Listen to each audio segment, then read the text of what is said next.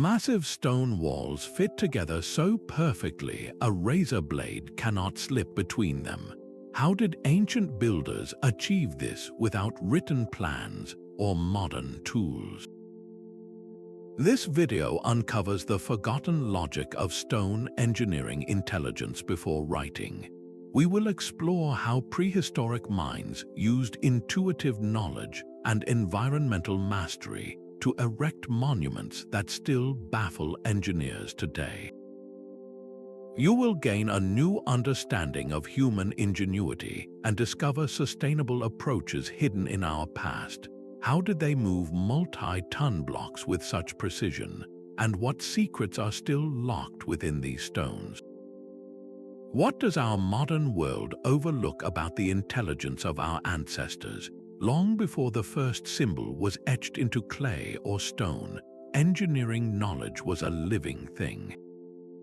It did not reside on parchment or tablet, but in the human voice, in the rhythm of songs, and in the practiced movements of the hands.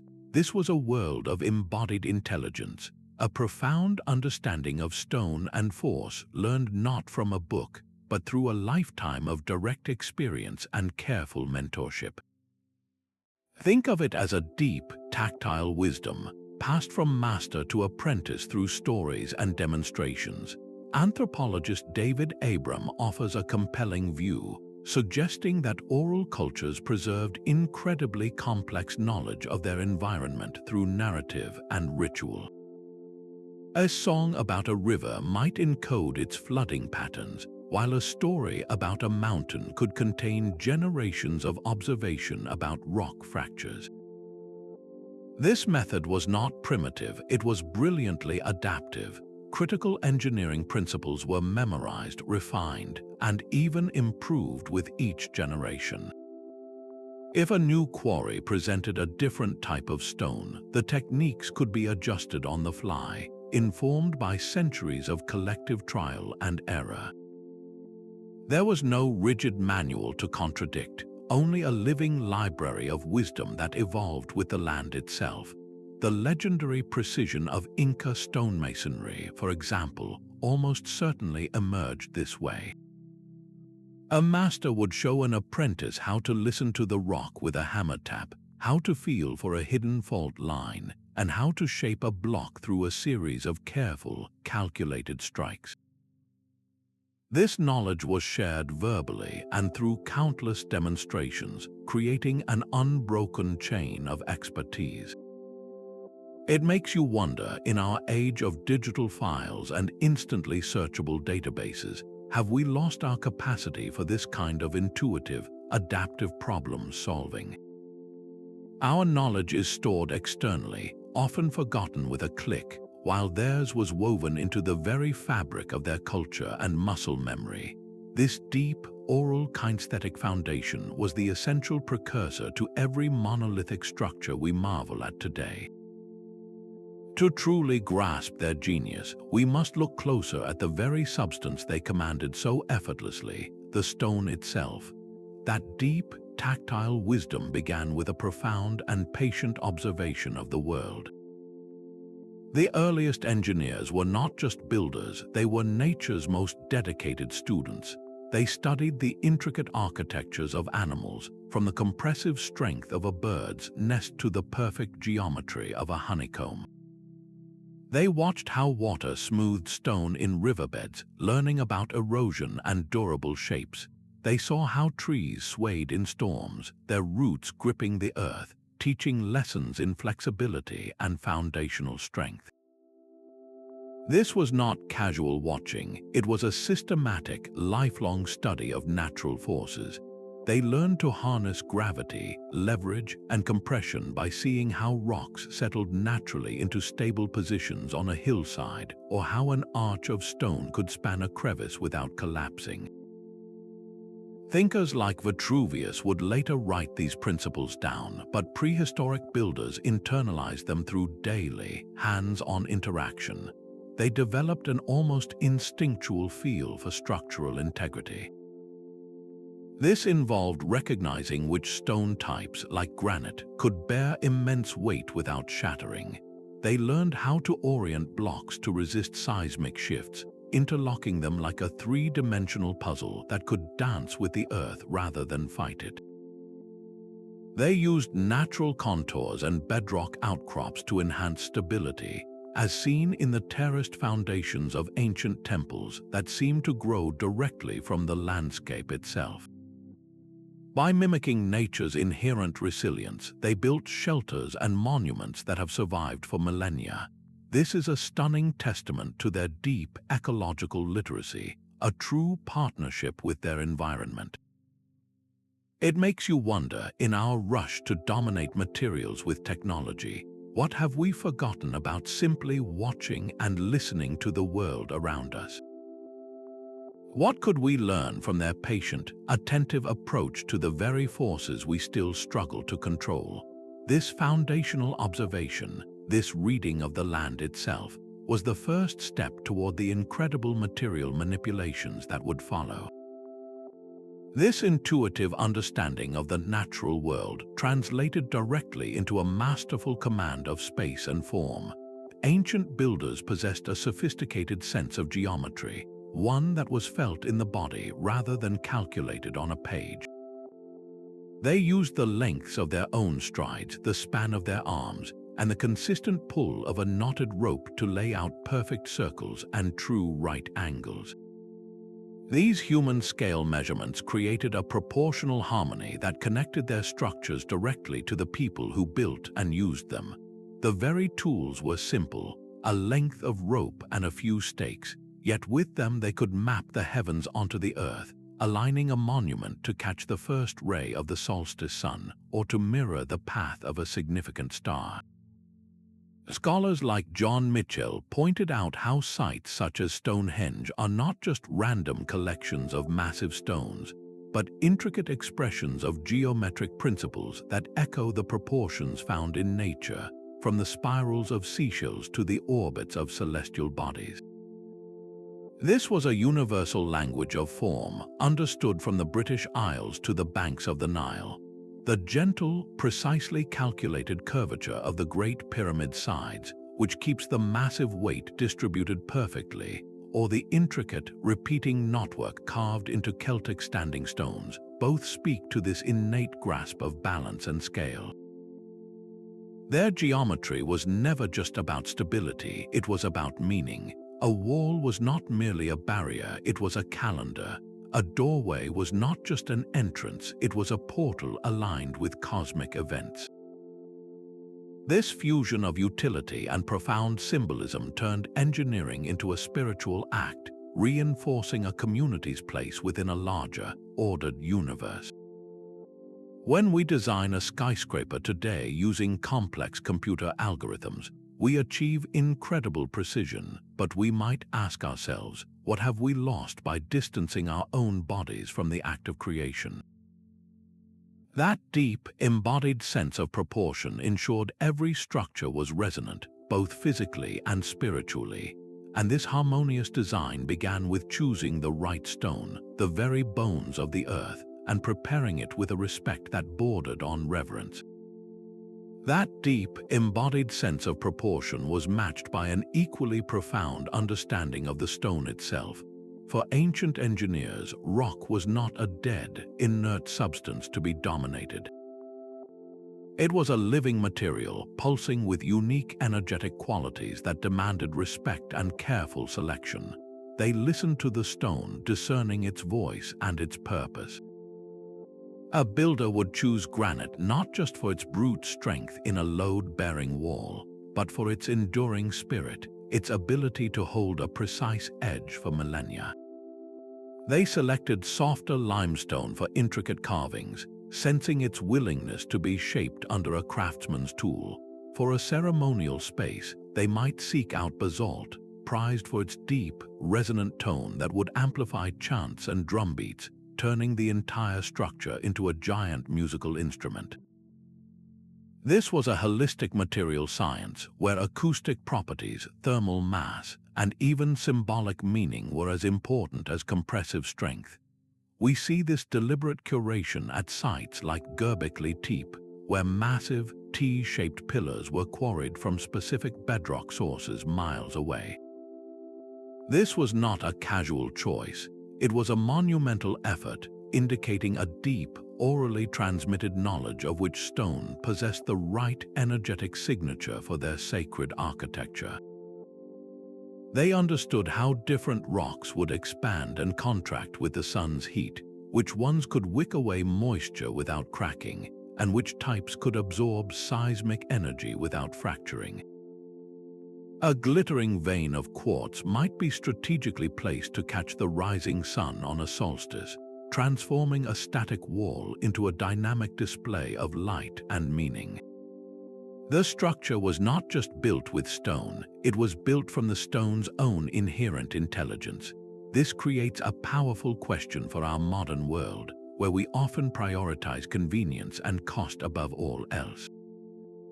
What if we, too, learn to value materials for their holistic properties, for their unique voices and their ability to connect a building to its environment? This nuanced, almost conversational relationship with material was the foundation for their next act of genius, the actual shaping of these chosen stones. Once they had chosen the perfect stone, they faced the monumental task of freeing it from the earth. The evidence points to a method of breathtaking ingenuity. Ancient engineers did not simply attack the rock with brute force. Instead, they learned to persuade it, using the elemental forces of fire and water to make the stone itself cooperate. They would build precisely controlled fires directly against a granite or basalt cliff face. As the intense heat expanded the rock, they would suddenly douse the flames with water, or sometimes a liquid like vinegar. This rapid cooling created a powerful thermal shock, forcing the stone to crack and spall along its natural, hidden fault lines. This was not a reckless process. It required a deep, intuitive knowledge of the local geology, an understanding of exactly how much heat a specific type of stone could withstand before shattering uselessly. The timing had to be perfect. It was a delicate conversation with the material, a way of convincing a giant block to separate itself cleanly from the bedrock. Experimental archaeologists have proven this technique works. At ancient Olmec sites in Mesoamerica, researchers used this very method to quarry massive basalt blocks, replicating the process that likely created the famous colossal heads. They demonstrated how thermo-mechanical softening could extract large, incredibly uniform blocks with remarkably little direct tooling. This preserved the stone's inherent structural integrity and dramatically reduced the sheer physical labor required. Think of the alternative: pounding away at an unyielding rock face for weeks with stone hammers. This method was not only efficient, it was almost certainly surrounded by ritual. The mastery of fire and water, the two most primal elements, to command the very bones of the earth, would have been seen as a sacred act, a form of alchemy that transformed landscape into architecture. This creates a profound question for our modern world, where mining often involves devastating explosions and immense machinery. What could we learn from these low-tech, high-knowledge methods? How might a deeper, more respectful understanding of material science lead to more sustainable and less destructive ways of extracting resources? Once these perfectly quarried blocks were freed, the next equally puzzling challenge began, moving them across vast and often impossible terrain. The journey from quarry to construction site presents the most visually stunning puzzle of all. How did they move these multi-ton blocks across miles of rugged terrain, sometimes even up steep mountain slopes? While the most accepted theories involve log rollers, sledges, and immense human labor, there exists a far more enigmatic possibility whispered through legends and oral traditions. Some cultures speak of a time when sound itself could move mountains. Tibetan monks, for instance, describe ancient rituals where specific chants and the deep resonance of long trumpets and drums could levitate massive stones into place. Indigenous stories from the Americas tell of builders who used sacred songs to lighten the load of rocks, making them float like leaves on water. These accounts are often dismissed as pure myth, yet they persistently point toward a forgotten physics of vibrational manipulation. The idea is that by creating precise standing waves of sound, ancient engineers could have generated an acoustic field that effectively counteracted gravity, reducing the weight of a stone block to a fraction of its mass. This would explain how massive slabs were positioned with such impossible precision. While controversial, this notion is not entirely without a scientific foothold. Modern researchers like John Stuart Reid have used a technique called cymatics to map the soundscapes of ancient chambers, from the Great Pyramid in Egypt to the underground temples of Malta. They discovered that many of these spaces are not just stone rooms, they are finely tuned resonators, specific frequencies, often within the range of human chanting or drumming, are dramatically amplified, creating a powerful and focused energy field within the chamber. It is not a huge leap to suggest that this knowledge of acoustics was not just for ceremony, but was integral to the construction process itself. Imagine a team of workers not just pushing and pulling, but singing in unison, their voices harmonizing with the stone until it seemed to lose its weight, gliding effortlessly into a perfect fit. This concept reveals a holistic world, where sound, architecture, and human consciousness were deeply intertwined. Matter was not seen as separate from energy, but as something responsive to it. The builders may have understood a principle we are only beginning to grasp, that everything vibrates, and that by matching the resonant frequency of an object, you can influence its very behavior. What undiscovered relationships between energy and matter might these stories be hinting at? The transport of these materials, whether by sheer muscle or resonant song, was just one step in a meticulously planned process that culminated in the final, breathtaking act of assembly. This celestial partnership transformed inert stone into a dynamic cosmic instrument. The Great Passage Tomb of Newgrange in Ireland is a perfect example, a massive earthen mound faced with white quartz stone. Its most famous feature is a narrow roof box, a slit precisely aligned with the winter solstice sunrise. For just a few minutes each year, around December 21st, a beam of sunlight penetrates this opening, traveling down a 60-foot-long passage to illuminate the central chamber deep within the heart of the mound. This was not a random occurrence. It was a feat of engineering that required generations of precise solar observation to achieve, all without a written word to record the data. Across the world, at Chanquillo in Peru, 13 stone towers march along a ridge, functioning as a sophisticated solar calendar. From specific observing points, the rising and setting sun aligns with different towers throughout the year, marking dates with an accuracy of just 1 or 2 days. These structures were not passive monuments, they were active, working machines built from stone and light. Archaeoastronomers like Giulio Magli have shown that the alignments at sites like these are far too consistent to be accidental. They reveal a deep, accumulated knowledge of the 18.6-year lunar cycle, the subtle wobble in the Earth's axis, and the precise points on the horizon where the sun and moon would rise and set. This celestial engineering was the ultimate fusion of the practical and the sacred. The same solar alignment that told farmers when to plant their crops also signaled the time for a great religious festival, reinforcing the community's connection to the cycles of life itself. The knowledge required to build and maintain these calendars was preserved through oral tradition and ritual reenactment, ensuring that each generation internalized the movements of the heavens. Can you imagine living in a world where your calendar is not an app on your phone, but is physically embedded in the landscape around you, a permanent part of your daily reality. This embedded navigational wisdom gave these societies a profound sense of place and time, anchoring them to the cosmos. And this celestial blueprint did not just dictate alignment, it infused the very dimensions and proportions of the structures, embedding sacred geometry into every stone.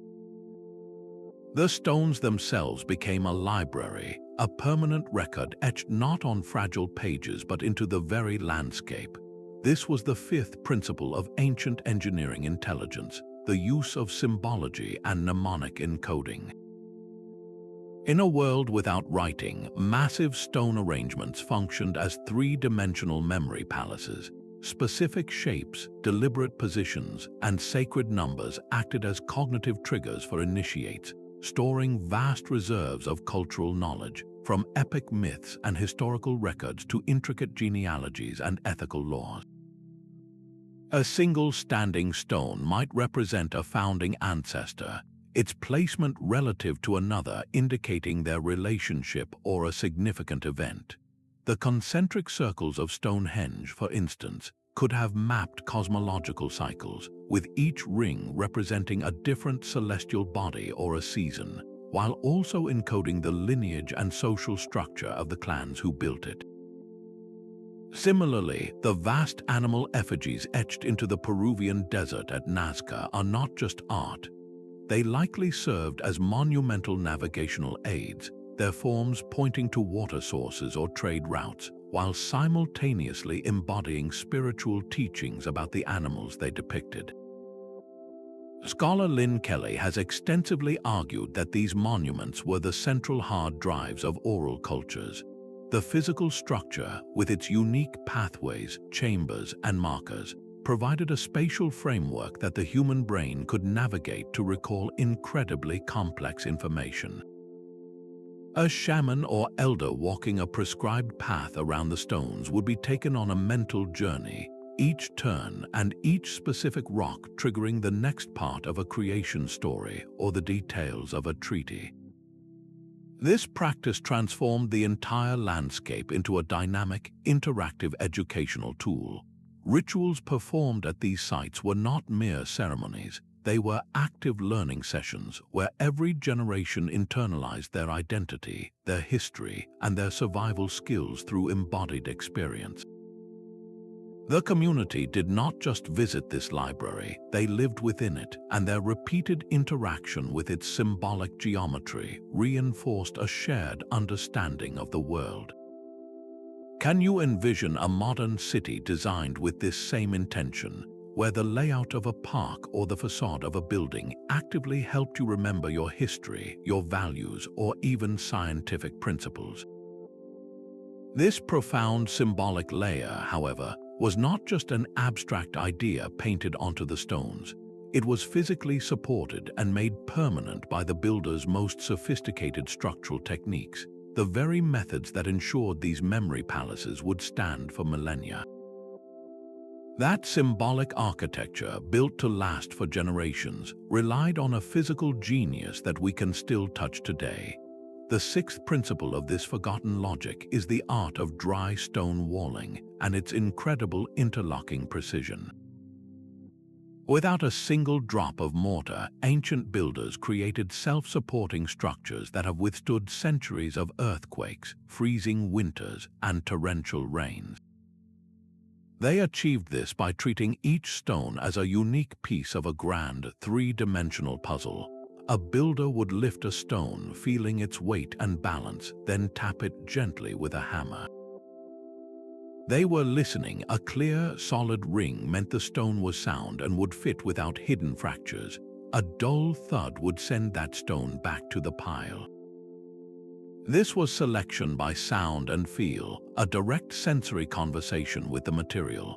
They then employed keystones, tapered layers, and gravity locks, carefully shaping each block so that its own weight and the weight of those above it would pull it tighter into place, distributing forces evenly throughout the entire wall. The iconic terraces of Machu Picchu are a masterclass in this technique. These walls are not just retaining soil, they are dancing with the mountain. Their subtle, inward curvature and perfectly interlocked stones allow them to flex and shift during seismic activity, absorbing the energy of an earthquake instead of resisting it until they shatter. This reveals an empirical, hands-on understanding of seismic dynamics that modern engineering is only now fully appreciating with advanced computer models. The same resilient intelligence is found in the round, tower-like brocks of Scotland, dry stone structures that have braved North Atlantic storms for over 2,000 years. This knowledge was not written in a textbook. It was learned through long apprenticeship and constant hands-on correction. A master would watch an apprentice place a stone, then might simply tap one side, indicating a need for a small chip to be removed. The learning was in the doing, and the doing created a structure of immense resilience and stunning sustainability. These walls naturally drain water through their countless small gaps. They move with the frost heave of the ground, and they require no manufactured cement, whose production is a major source of global carbon emissions today. This raises a vital question for our own time. In an age of climate crisis, how can we reintegrate these adaptable, mortar-free methods into contemporary eco-architecture? What would our buildings look like if they were designed not to be rigid and permanent, but to be flexible, breathable, and truly part of the landscape? This meticulous attention to fit and balance, perfected on the scale of a single wall, was the very same intelligence applied to their most monumental and mysterious achievements. This same intuitive genius for redirecting force reveals itself in the soaring interiors of their greatest structures. Long before the classical arch with its central keystone was developed, ancient builders were creating vaulted ceilings and spanning doorways using a method known as corbelling. The principle is simple yet demands absolute precision. They would stack stones in layers, with each new layer projecting slightly inward over the one below, creating a staircase-like progression that gradually narrowed until the gap at the top could be sealed with a single capstone. It looks like a simple stacking game, but the underlying physics are incredibly complex. Every single stone in that sloping stack had to be positioned to redirect the immense weight of the ceiling outward into the thick supporting walls on either side. This required a profound, intuitive sense of thrust and counter-thrust, a feeling for how gravity pulls and pushes through stone. We see this technique perfected in places like the majestic treasury of Atreus in Mycenae, a massive underground tomb with a soaring corbelled dome, and in the towering temples of the Maya, where dark, narrow corridors are roofed with these same inward stepping vaults. Modern engineers studying these structures have noted something fascinating. Many corbelled arches are not perfectly symmetrical. They often contain slight, intentional misalignments or incorporate softer, more flexible materials in certain joints. These were not mistakes. They were brilliant features designed to allow the structure to breathe, to accommodate the inevitable settling of the ground and the expansion and contraction caused by centuries of heating and cooling. This reveals an advanced empirical understanding of load dynamics, learned through generations of observation and incremental improvement. The entire method is a testament to patience and geometric insight. There was no single dramatic moment where a keystone was dropped into place to lock the arch. Stability was achieved gradually, stone by stone, through a process of careful, calculated risk management. What lesson does this hold for our own world, which often prizes disruptive, all-or-nothing innovation? There is immense power in the incremental approach, in building stability step by step, testing each new layer before proceeding to the next. Such architectural ingenuity was not confined to their monuments, but was mirrored with equal brilliance in the life-giving systems they built to manage water. That same mastery over gravity and pressure extended to their command of a far more fluid force, water itself, ancient builders seamlessly integrated hydraulic principles directly into their stone foundations, creating structures that actively managed moisture with breathtaking foresight. They understood that water was not just an external threat to be kept out, but a dynamic force that could be guided, filtered, and even used to strengthen their creations. They engineered capillary breaks, subtle gaps, and layers of different stone types that would halt the slow, creeping rise of groundwater through a wall. They constructed hidden channels within massive foundations, directing seepage away from critical load-bearing points. At the Indus Valley city of Mohenjo-Daro, we find one of history's earliest and most sophisticated urban drainage systems. Every street was lined with precisely fitted stone gutters, and every house featured bathing areas with watertight floors, all connected to a network of covered drains that carried wastewater safely out of the city.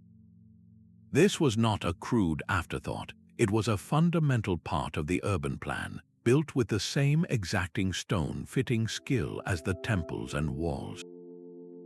Even more remarkably, the Persian qanats were feats of subterranean hydro-engineering.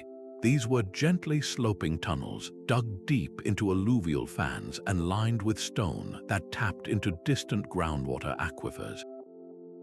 Using nothing but gravity and a profound understanding of the land's topography, they transported fresh water across dozens of miles of arid landscape. The stone linings were not just for structural support.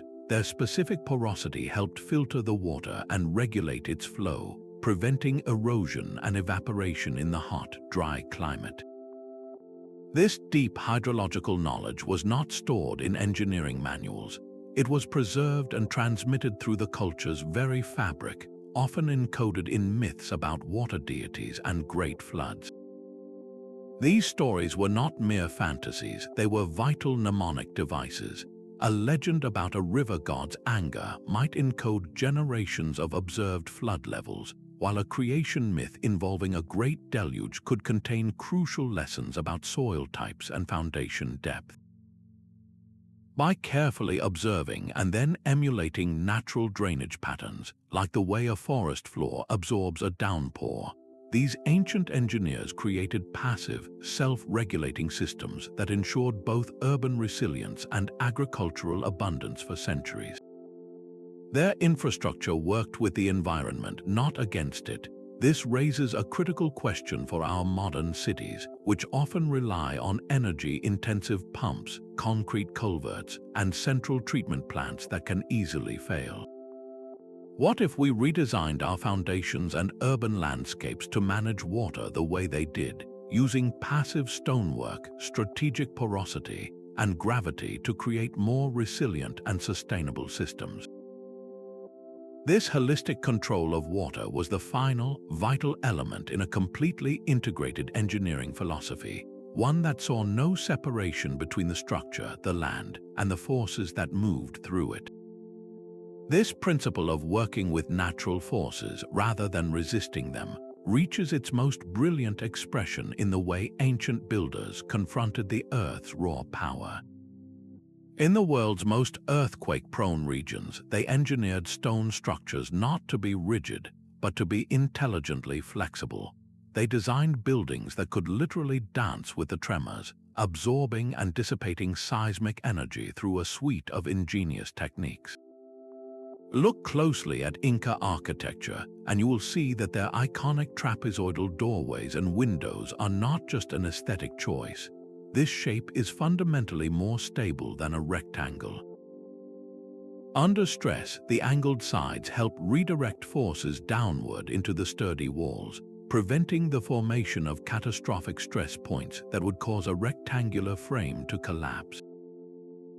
Their walls took this concept even further. The stones were often cut with slightly rounded edges and assembled with such precision that they fit together like a three-dimensional jigsaw puzzle, yet without being locked rigidly in place by mortar.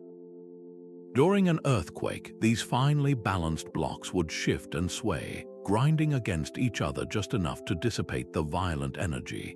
Then, as the shaking subsided, gravity would simply settle them back into their original, perfectly interlocked positions. This is a form of passive base isolation, a concept modern engineers are only now implementing with complex systems of rubber pads and ball bearings.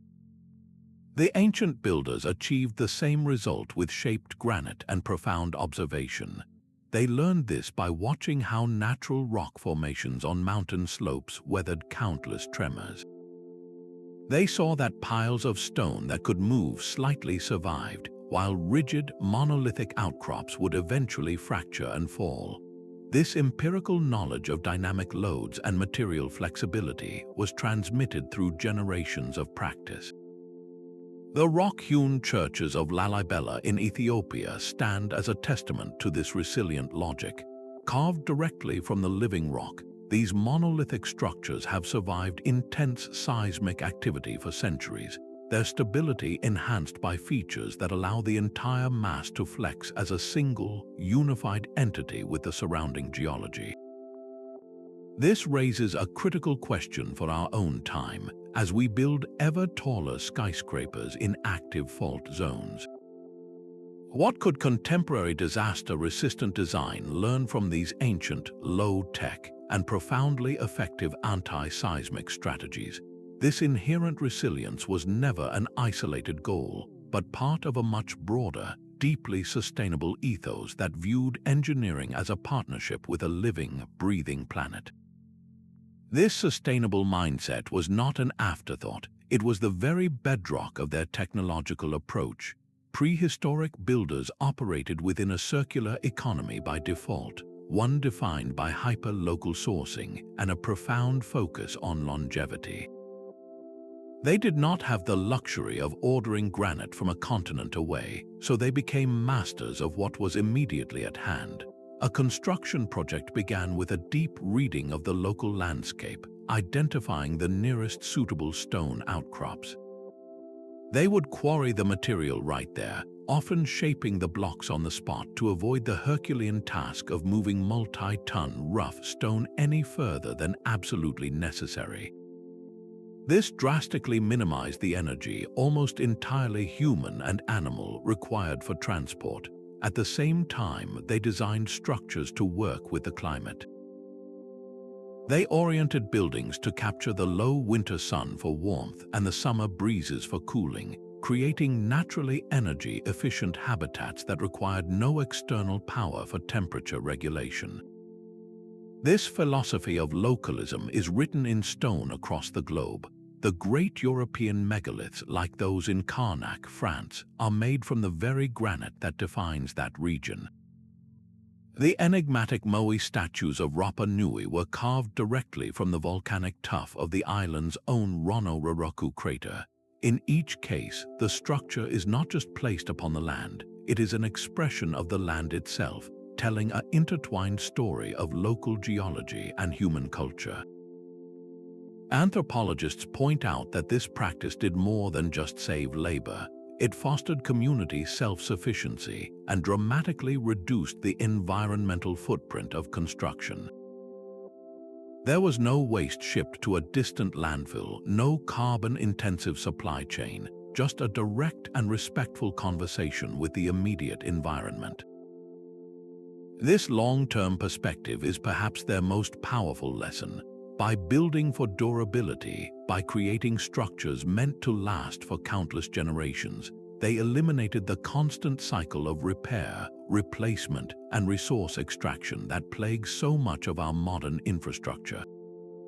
They invested a massive amount of energy once to create something that would serve their descendants for millennia. How can we, in an age of climate crisis, reorient our own construction industry towards such place-based, durable solutions? What would our cities look like if we valued local materials and thousand-year timelines over cheap, disposable building methods? This commitment to sustainability was not a limitation on their ambition, but the guiding principle that shaped their most brilliant innovations. That same reverence for the stone's inherent qualities extended to its final, luminous transformation. To achieve those impossibly smooth, almost reflective surfaces, ancient artisans engaged in a process that was as much about patience as it was about physics. They used simple, abundant materials, quartz-rich sand and water, in a methodical grinding ritual.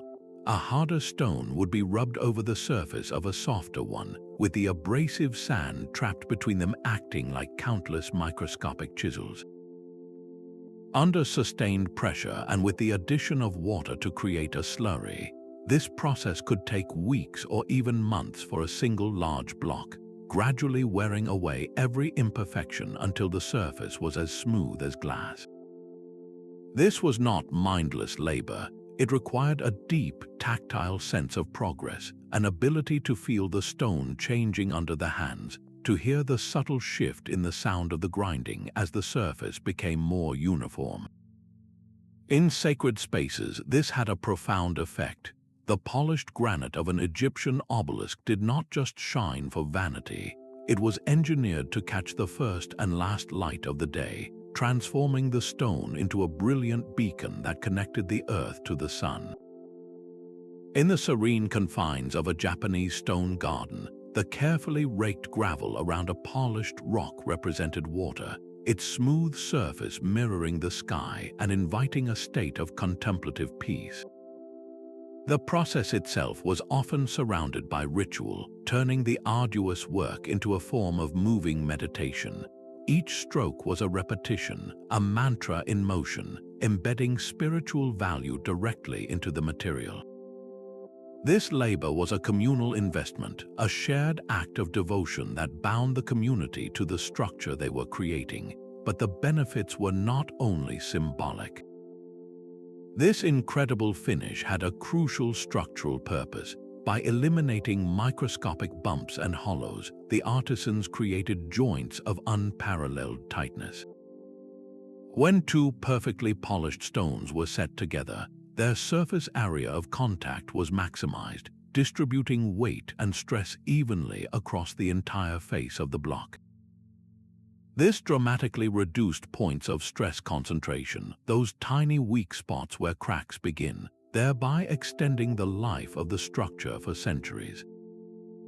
We live in a world of rapid manufacturing and instant results, where surfaces are coated and covered rather than truly refined. What does this slow, mindful approach to finishing teach us about the nature of quality and true craftsmanship? That final, lustrous sheen was the visual proof of a community's collective patience and respect, the ultimate signature on a masterpiece built to last.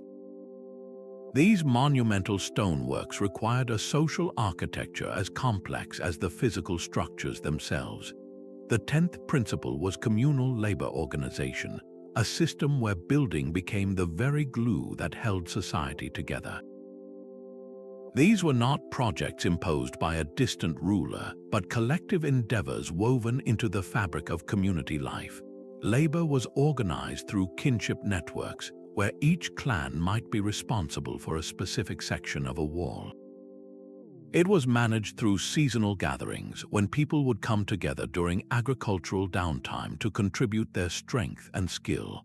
And it was often framed as a ritualized work party, a sacred event that transformed back-breaking labor into a shared celebration. On the Pacific Islands, the construction of a marae, a sacred stone enclosure, was a communal ritual. The entire community, from the strongest warriors to the youngest children, would participate in moving the stones. Elders would chant rhythmic songs, their verses not only keeping time but also encoding the correct techniques for lifting and placing the heavy slabs. In Africa, traditions surrounding the building of Namaratunga stone circles describe similar gatherings, where the work was interspersed with dances that physically acted out the movements of celestial bodies, merging cosmology with construction. This was how specialized knowledge was transmitted. You did not learn stonemasonry in a classroom. You learned by placing your hands next to your elders on a rope, by listening to the stories that explained why a stone must be set a certain way, and by feeling the collective rhythm of the pull. Oral historians were the project managers, their stories serving as both blueprint and motivational speech. They instilled a powerful sense of collective responsibility, where the success of the project was a direct reflection of the community's unity and harmony. This system was brilliantly effective. It fostered intergenerational learning, ensuring that a 16-year-old working beside a 60-year-old master absorbed a lifetime of nuanced skill. It turned construction into a cultural event that reinforced identity and shared purpose, and perhaps most importantly, it allowed for the gradual refinement of techniques through group problem solving. If a new challenge arose, the collective intelligence of the community, guided by the elders, could brainstorm and test solutions on the spot. This stands in stark contrast to the often siloed and hierarchical nature of modern project management. How might our own large-scale projects benefit from such integrative, culturally embedded approaches? What if a skyscraper's construction also served to strengthen neighborhood bonds and pass valuable skills to a new generation? This collaborative spirit was always guided by a deep temporal awareness, a patient understanding that some creations are meant to unfold across generations, their completion a gift to the future. The true scale of their ambition is measured not in years but in millennia. Ancient engineers conceived of their structures as living participants in deep time, designed to endure through cycles of renewal that would bind each new generation to the work of their ancestors. They knew that even the finest stone would weather, that foundations would settle over centuries, and they planned for this inevitability with brilliant foresight. Their designs often featured replaceable elements, like timber lintels over doorways that could be swapped out every few generations, or specially crafted joints that allowed future caretakers to dismantle and reassemble a wall section without destroying the original fabric. We see this principle in action across the globe. The Celtic cairns, those massive piles of stone marking sacred landscapes, were not built once and forgotten. They were periodically restacked, repiled, and renewed in communal ceremonies that honored the ancestors interred within. In Bali, the cyclical renewal of temples is a central tenet of spiritual life. Entire communities come together at set intervals to meticulously disassemble, cleanse, and rebuild their sacred structures stone by stone. This is not seen as a chore, but as a vital ritual that reaffirms their connection to the divine and to each other. This long-term perspective was rooted in a cosmological world, where time itself was a circle, not a line.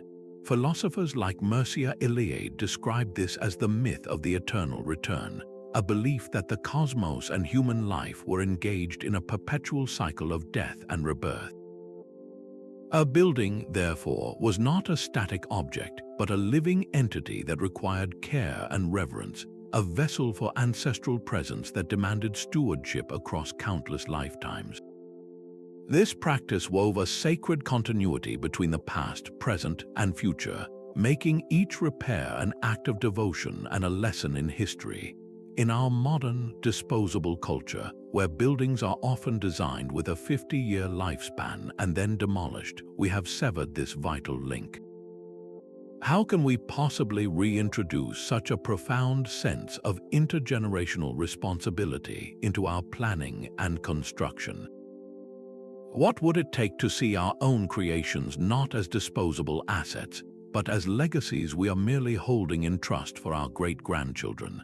This profound temporal depth, this planning for deep time, was perfectly mirrored by an equally sophisticated intelligence applied to the organization of space itself. This final principle wove the structure into the very soul of the landscape. Ancient builders practiced a sophisticated form of geomancy, the art of aligning buildings with terrestrial energy lines, geological features, and spiritual landmarks. Their goal was to harmonize human activity with the unseen forces of the natural world. They did not simply choose a flat, convenient piece of land. a site was selected because it sat atop a perceived ley line, a channel of terrestrial energy. It was chosen for its proximity to a sacred spring, or because it held a direct sight line to a powerful, prominent mountain. To find these optimal placements, they used methods like dowsing with forked rods or consulted astrological charts, seeking locations that promised both structural stability and profound mystical potency. This was not superstition, it was a deep ecological and psychological intelligence. In Chinese Feng Shui, the flow of Kai, or life force, through a landscape dictated the placement of homes and tombs to ensure health and prosperity. Druidic traditions in Europe aligned stone circles with specific solar and lunar events, but also with the subtle topography of the land itself, creating points of heightened awareness. This approach created a symbiotic relationship between architecture and the earth. A temple was not just built on a hill, it became an extension of that hill, its stones amplifying the site's inherent energies. These placements also served intensely practical purposes. A solitary standing stone on a ridge, visible for miles, was not just a spiritual marker. It was a navigational beacon for travelers, its placement offering a clear orientation cue in a vast, trackless wilderness. In this way, an entire region could be transformed into a coordinated, living network where every mountain, spring, and human-built structure was connected in a web of meaning and function. The landscape itself became a map, both physical and spiritual. This required advanced cognitive mapping skills, an ability to hold a mental image of a vast territory and understand the dynamic relationships between its features. What if our modern urban planning considered such energetic and psychological factors? We zone for commercial or residential use, but what would a city feel like if it were also designed to enhance well-being, to connect us to natural landmarks, and to create a genuine sense of sacred place? This holistic placement was the ultimate expression of a world where humanity was not separate from nature, but a conscious participant within its grand, energetic system. The silent stones are speaking, and a new field of science is learning to listen. Cognitive archaeology deciphers the prehistoric mind not through texts, but through the tools and structures left behind. Every perfectly flaked hand axe and every interlocking stone in a wall is a fossilized thought, a physical echo of a mental process. By studying the wear patterns on a tool or the geometric layout of a village, researchers can reconstruct the cognitive templates that guided ancient hands. They uncover a sophisticated intellect capable of holding complex three-dimensional forms in the mind, of rotating and manipulating shapes before a single blow was struck. This was a mind that recognized patterns in the fracturing of flint and saw the potential for a shelter in the natural curve of a cliff. It was an intelligence expressed not in words but in action and material form. Scholars like Stephen Mithen suggest these early engineers possessed a fluid intelligence, a cognitive agility that allowed them to weave together knowledge from seemingly separate domains. At a site like Çatalhöyük, we see this integration made physical. This ancient settlement was not just a collection of houses, it was a single, interconnected organism. The residents applied their understanding of geology to choose stable land for building, their knowledge of astronomy to orient their homes, and their social intelligence to design a community that fostered both privacy and collective life. Their wall paintings were not mere decoration. They were cognitive maps blending images of hunting scenes with abstract geometric patterns, potentially encoding practical knowledge about animal migrations and seasonal cycles. This fluid thinking enabled them to anticipate problems we would need complex mathematics to solve. They could visualize the load path of a stone lintel, foresee how water would drain across a plaza, and innovate solutions using only the resources at hand. Their greatest creations were physical manifestations of their mental models, which were deeply ecological. They thought in terms of relationships and processes, not isolated objects. A stone was understood in the context of the quarry it came from, the river that would transport it, and the celestial body it would eventually align with. This forces a profound rethink of human cognitive evolution. We have long associated the dawn of high intelligence with the invention of writing, but these stone puzzles suggest a different timeline.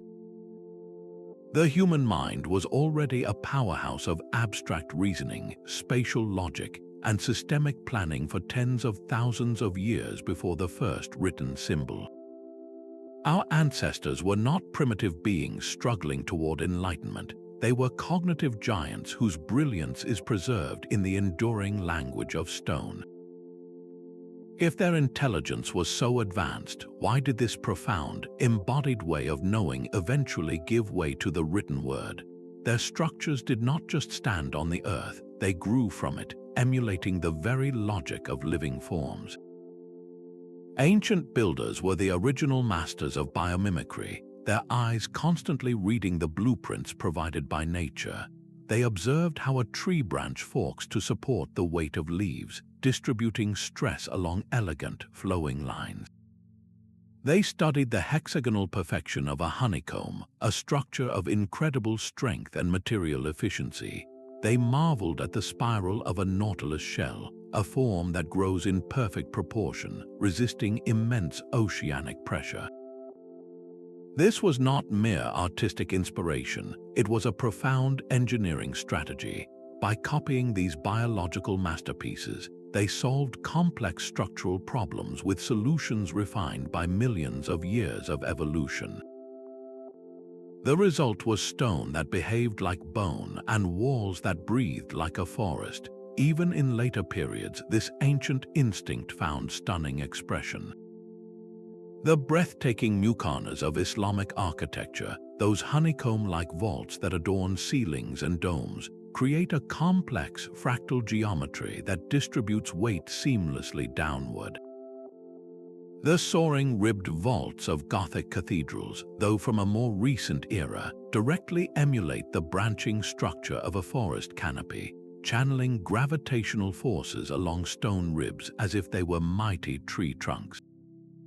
These forms provided maximum strength with minimal mass, a principle any modern engineer would recognize, but the roots of this approach are prehistoric. The earliest stone lattices and corbelled tombs often echoed the form of an animal's rib cage, creating a self-supporting skeletal structure that enclosed vast spaces with surprising lightness. A shell-inspired dome, like the Tholos tombs of the Mediterranean, derives its strength from its continuous curved surface, a shape that naturally deflects and distributes compressive forces in all directions.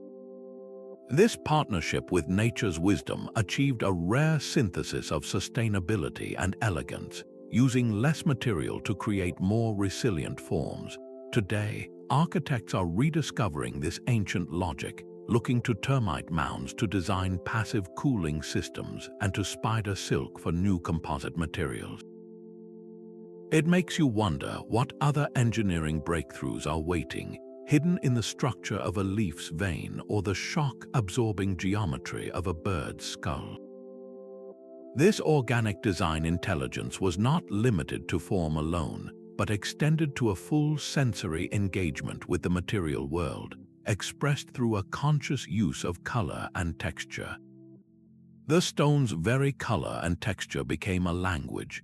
Ancient builders curated their materials with a painter's eye, selecting stones not just for strength, but for their visual and tactile stories. They used contrasting colors, distinct grains, and varied finishes to encode symbolic messages, define sacred areas, and even craft optical illusions that guided perception. In the great Mesoamerican pyramid complexes, this lithographic symbolism is vividly decoded. A floor of polished black basalt might represent the dark, watery underworld. Walls of gleaming white limestone soaring above would signify the celestial realms of the sun and stars, and a transitional space, like a staircase or a threshold, could be marked with rough-hewn, unpolished stone, signaling a passage from one state of being to another. This was not random decoration. It was a deliberate, multi-sensory code that anyone in that culture could intuitively read. Achieving this required a profound knowledge of mineralogy and quarrying. Builders had to know exactly where to find specific colored stones and how to extract large, uniform blocks of them. More than that, they possessed an advanced understanding of light itself. They knew how the low, angled light of the winter solstice would glance off a polished red sandstone wall, setting it ablaze. They calculated how the high summer sun would make a white marble facade appear to float, weightless and ethereal. This dynamic interplay turned a static structure into a living calendar and a cosmic clock, where the architecture changed with the time of day and the season, constantly reinforcing its sacred narrative. The rough texture of a threshold under your feet physically signaled a change, preparing your mind for entry into a different kind of space. This creates a powerful question for our own, often sterile, modern designs. How can we create spaces today that engage all our senses and use materiality to symbolize our values, to tell a story without a single word? This conscious orchestration of sensory experience was far more than art. It was a precise ritual technology designed to shape human consciousness itself. That final, polished stone was more than just a building block. It was a vessel waiting to be filled with purpose. The physical act of construction was often inseparable from a parallel process of spiritual consecration, a ritual technology that infused the structure with meaning and protective energy from its very inception. Before a single stone was quarried, the site itself might be blessed through chants and offerings, a way of asking permission from the earth to take its materials. As walls rose, builders frequently embedded special deposits within them, a practice found in ancient Near Eastern cities where foundation boxes contained precious stones, written prayers, or even animal sacrifices. These were not superstitious acts, but a profound method of aligning human effort with the perceived cosmic order. Ethnographies of indigenous stonemasons document similar ceremonies, where specific chants were sung while setting cornerstones, the rhythm of the song guiding the rhythm of the work, and the words believed to lock stability into the stone itself. This spiritual dimension served intensely practical needs. By timing major construction phases to celestial events or seasonal cycles, these rituals ensured work proceeded during optimal weather, minimizing disruptions from rain or extreme heat. The communal ceremonies that accompanied the raising of a lintel or the completion of a wall also reinforced labor coordination, turning a disparate group of workers into a unified team with a shared sacred mission. This provided a powerful psychological assurance, a collective belief that their creation was not just physically sound, but spiritually fortified against both natural and supernatural threats. The entire community could sleep easier knowing their temple or fortress was blessed.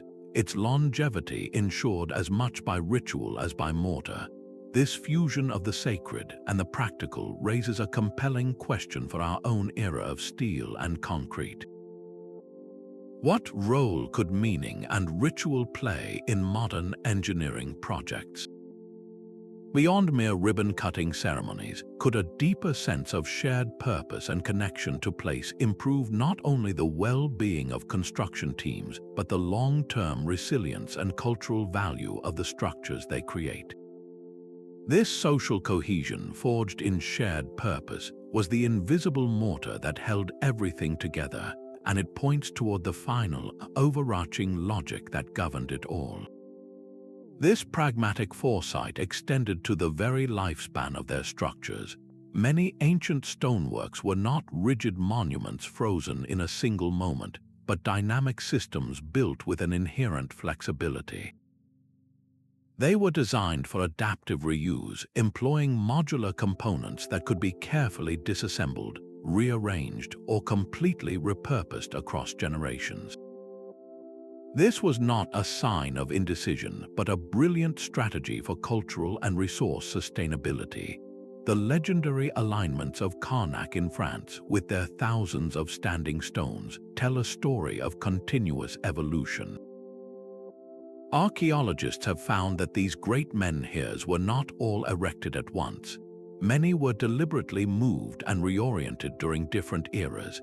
Their positions shifted to align with new astronomical understandings or to serve new ceremonial purposes for the communities that came after. Similarly, the stone circles scattered across Britain often contain pillars that were quarried and shaped centuries earlier for a different site, then transported and given a new life in a fresh configuration. This practice of recycling stone was common, a way of honoring the past while building for the present. This kind of modularity required a highly sophisticated and standardized approach to stoneworking. Builders developed consistent shaping techniques and jointing methods that functioned like a prehistoric locking system.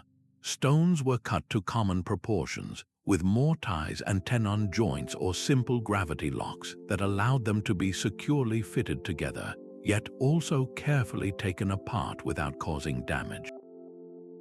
This created a kind of stone-based Lego system, where the components of a sacred space or a defensive wall could be reconfigured to meet changing social, environmental, or spiritual needs.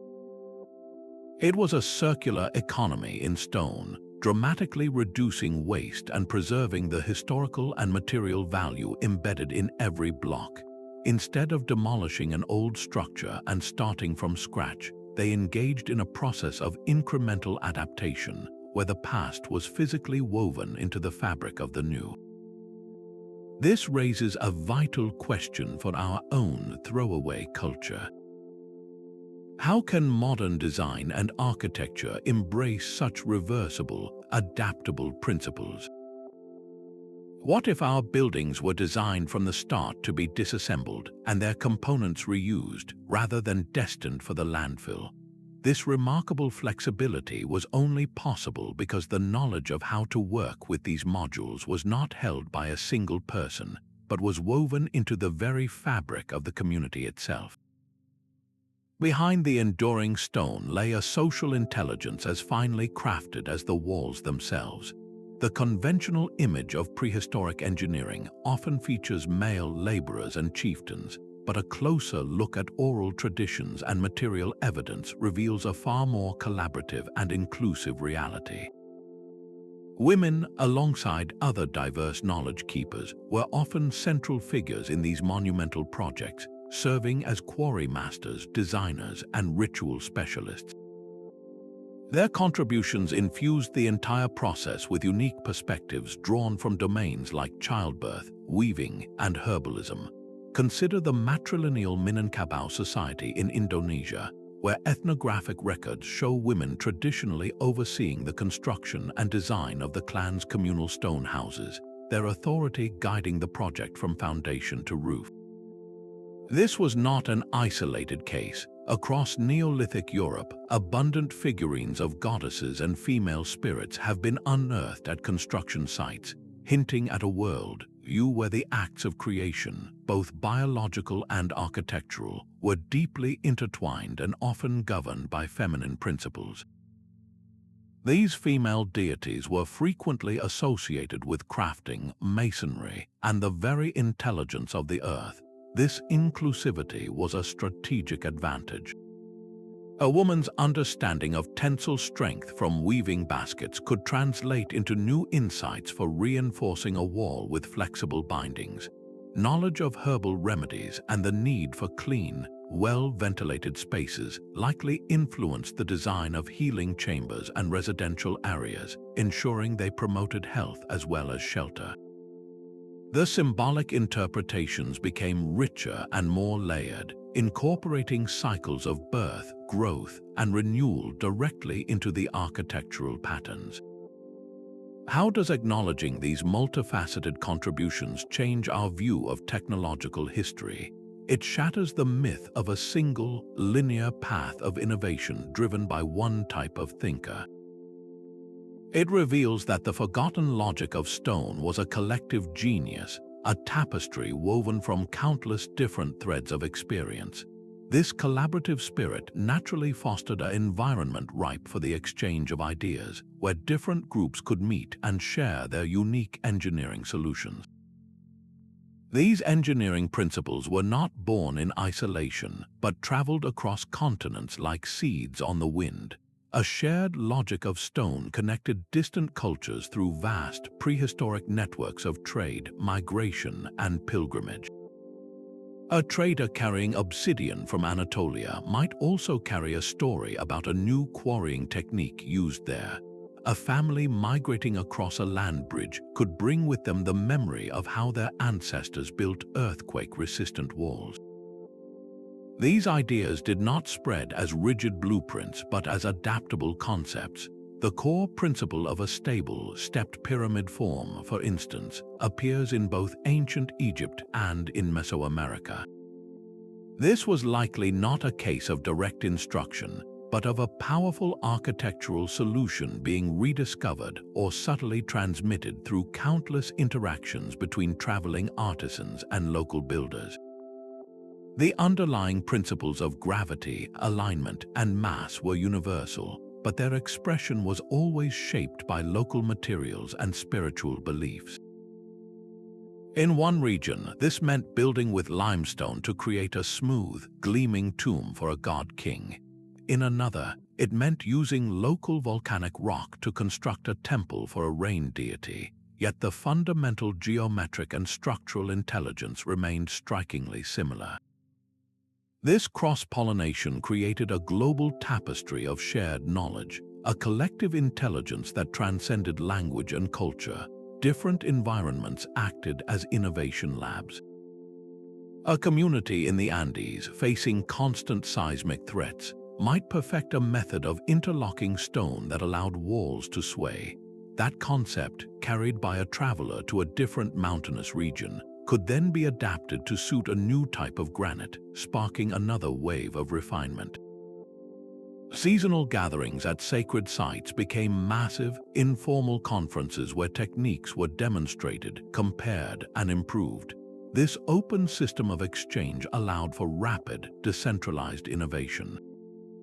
What could our modern, often proprietary, research and development learn from this model of open-source, culturally fluid problem-solving? This interconnected web of practical knowledge, this collective brain of humanity, flourished for millennia. But its reign was not destined to last forever. A profound shift was on the horizon, one that would fundamentally alter how humanity stored and transmitted its most vital intelligence. That profound, collective intelligence of stone began to fade with the gleam of metal. The widespread adoption of bronze and then iron tools marked a fundamental turning point in our relationship with the material world. With a sharp metal chisel or a saw embedded with abrasive sand, a builder was no longer required to listen so carefully to the stone. They could now cut and carve against its natural grain, forcing it into geometric shapes with a new, commanding efficiency. This was a shift from collaboration to domination. The deep, tactile literacy of understanding how a specific type of granite would fracture under a stone hammer, or how limestone could be thermally softened, became less critical. Construction accelerated, allowing for the grander scales of classical temples and imperial palaces. But something essential was lost in the rush. The subtle knowledge of a rock's acoustic properties, its long-term weathering behavior, and its energetic signature were overshadowed by the sheer power of metal to impose a will upon it. A stone was increasingly seen as a blank canvas, its own inherent intelligence muted by the ring of the metal tool. At the same time, the rise of writing began to transform how knowledge itself was stored and shared. Engineering techniques could now be codified into standard formulas and centralized records. A master builder no longer needed to spend a lifetime apprenticing a successor through stories and demonstrations. They could write down the instructions. While this preserved information across greater distances and times, it also made knowledge more static and less adaptive. The living, evolving library of oral tradition began to be replaced by the rigid authority of the text. The historian Lewis Mumford argued that this dual transition, for all its undeniable progress, eroded the deep ecological intimacy and sustainable, community-based practices of the Stone Age. Engineering knowledge became more hierarchical, concentrated in the hands of literate elites, and less distributed among the entire community whose lives depended on the structure. The focus shifted from cultivating a deep, embodied understanding of materials to executing a preordained plan. This raises a critical question for our own era of digital fabrication and 3D printing, where we can command materials into any form with the click of a button. How can we reclaim that lost literacy, that respectful conversation with the substance we are shaping, even as we use the most advanced tools? This was not merely a change in technique, but a profound cognitive revolution that altered the very architecture of the human mind. That intimate conversation between hand and stone began to fall silent. A profound cognitive shift was underway, one that moved human intelligence away from the body and into the eye. With the rise of writing and abstract symbols, we began to prioritize visual representation over tactile, kinesthetic learning. Engineering knowledge was no longer something you felt in your muscles and heard in the ring of a hammer. It was something you saw on a papyrus scroll or a clay tablet. Where a prehistoric mason would judge a stone's integrity by its sound, its heft, and the way it felt against the skin, a classical builder increasingly relied on measured drawings and written specifications. This new method offered incredible precision and the ability to replicate designs across vast empires, but it came with a hidden cost. The plans could be perfectly geometric on parchment, yet fail to account for the unique challenges of a specific site, like a local microclimate that caused unusual frost heave or a subtle variation in the quarry's stone that made it more brittle than expected. The universal principle began to overshadow situated wisdom. You can see this evolution etched in stone itself.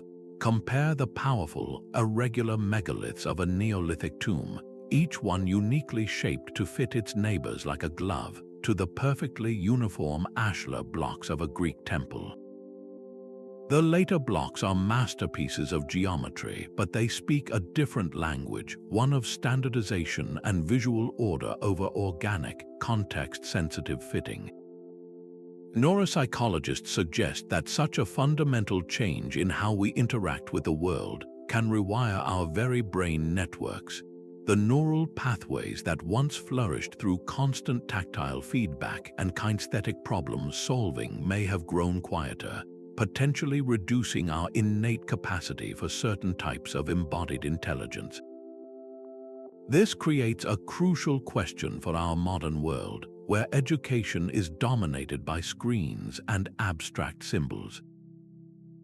How can we consciously reintroduce haptic, hands-on learning to balance the digital, ensuring we do not lose this deep, physical way of knowing? This growing bias toward the visual fundamentally reshaped how we would preserve all knowledge, setting the stage for the final act in this ancient story. The move from spoken wisdom to written text fundamentally reshaped the very nature of engineering knowledge. In an oral world, understanding was a living current, flowing from master to apprentice through stories, songs, and the constant rhythm of shared labor. A chant used to coordinate the lifting of a massive stone might also encode the correct angle for a foundation, while a myth about a river god could contain generations of observed flood data.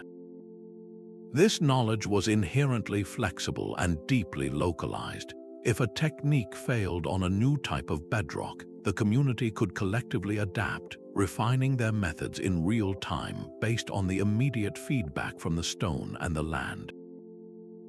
This was engineering as a conversation, a participatory practice where everyone involved held a piece of the puzzle.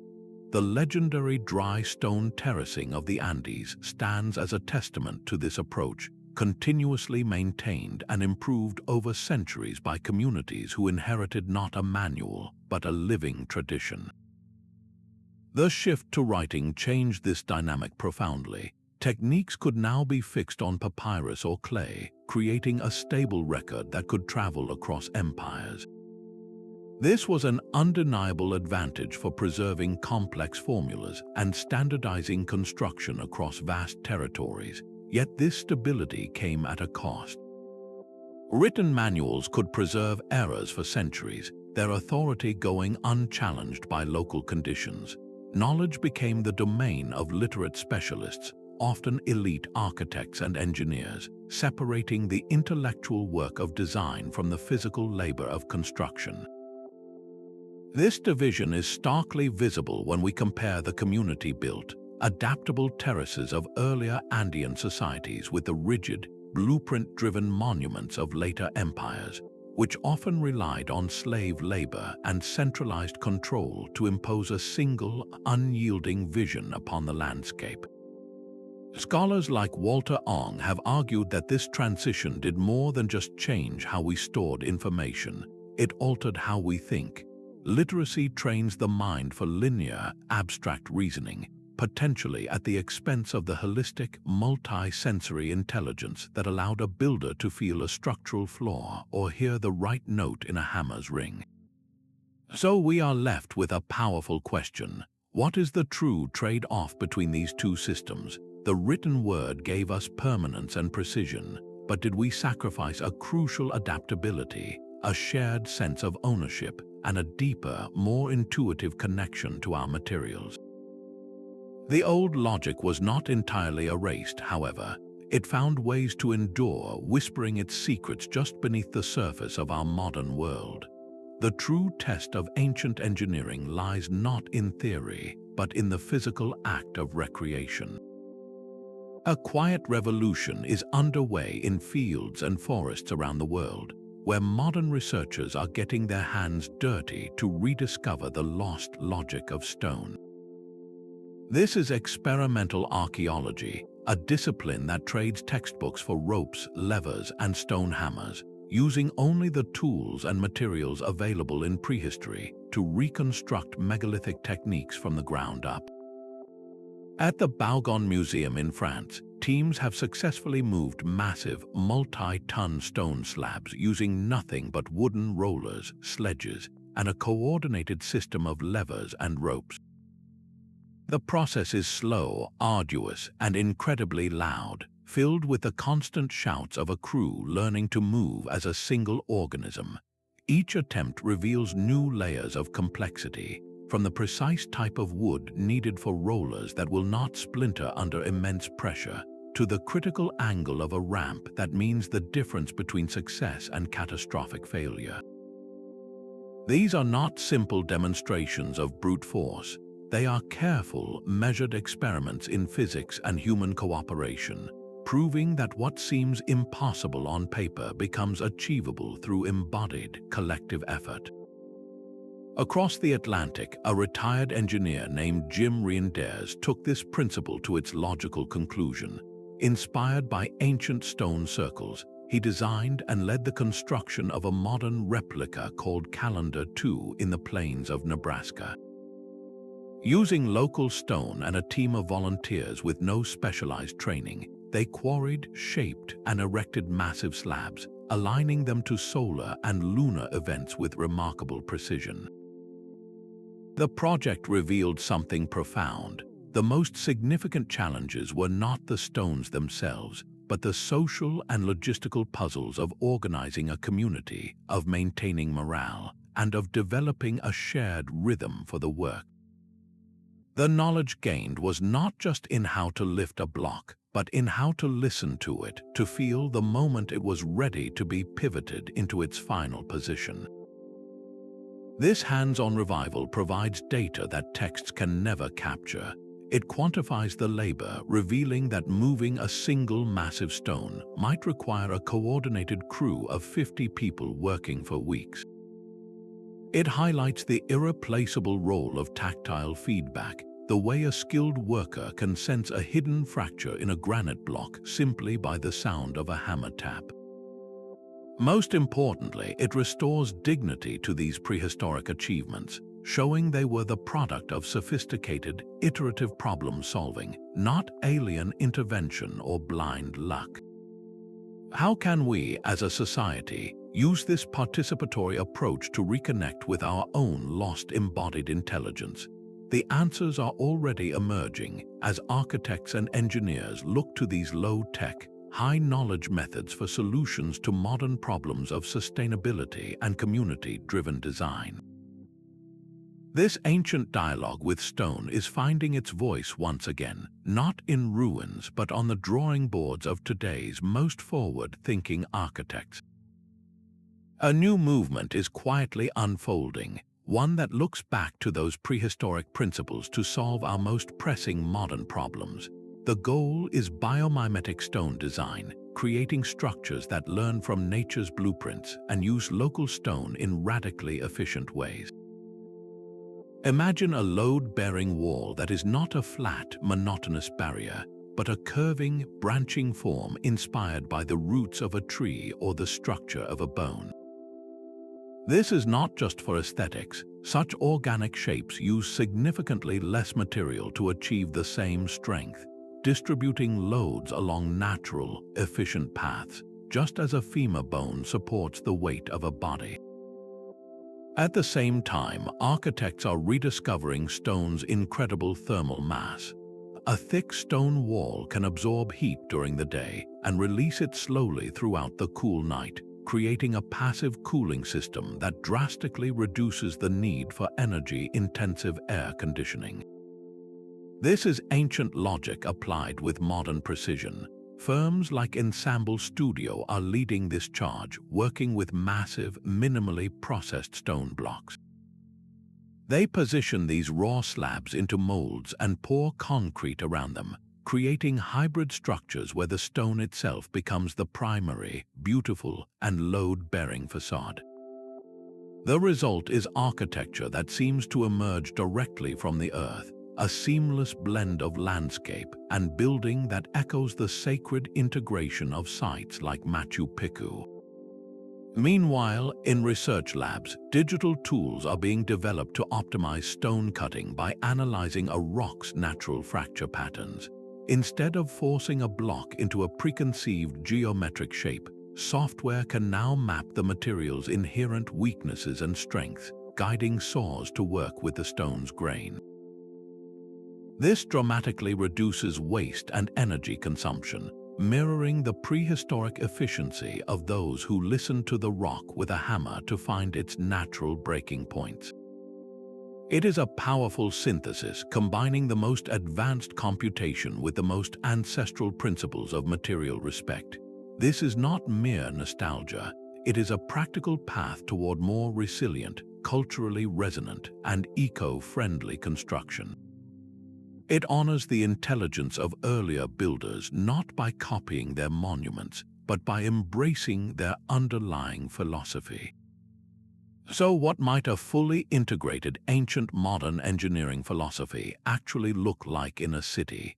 It would be a place where buildings are designed as active participants in their environment, where local stone is valued for its beauty and its utility, and where construction creates not just shelter, but a profound sense of place. This synthesis points toward a future where the deep time wisdom of the past converges with the innovative tools of the present, offering a blueprint for a world built to last. The silent endurance of these stone giants is not an accident of history, but the direct result of a forgotten logic. It was an intelligence that seamlessly wove together patient observation, a deep empathy for materials, and the collective wisdom of entire communities. This integrated approach created legacies in stone that have outlasted empires, and its lessons are not locked in the past. They speak directly to the challenges of our own technology-driven age. We can look to their intuitive geometry to inspire more organic and efficient designs. We can learn from their seismic adaptation to build cities that flex with the earth rather than fracture against it. Their commitment to sustainable, local sourcing offers a powerful antidote to the waste of global supply chains, and the ritual meaning they embedded in every wall reminds us that the most resilient structures are those that nourish the human spirit as well as the body. By revisiting these principles, we do not abandon modern innovation. Instead, we enrich it, grounding our advanced tools in a deeper ecological and social awareness.